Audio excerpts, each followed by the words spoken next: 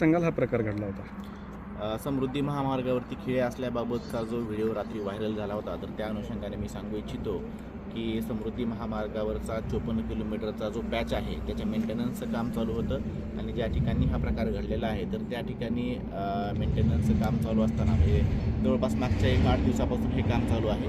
Lane number 1 वरती काम चालू आहे. लेन नंबर 2 आणि 3 ह्या सुरू होत्या.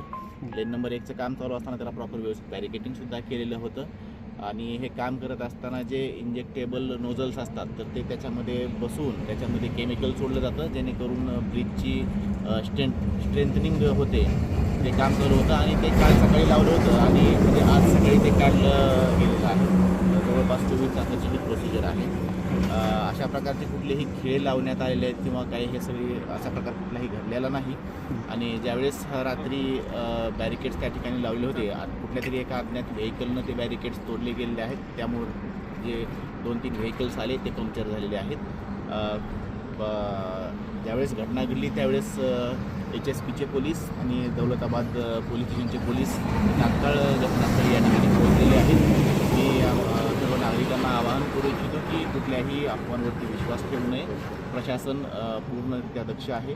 जे यापुढेही जे काही मेंटेनन्सचे कामं केले जातील त्या प्रत्येक वेळेस प्रॉपर बॅरिकेटिंग रिफ्लेक्टर्स लावून कामं केली जातील याची आम्ही पूर्ण दक्षता घेत आहोत.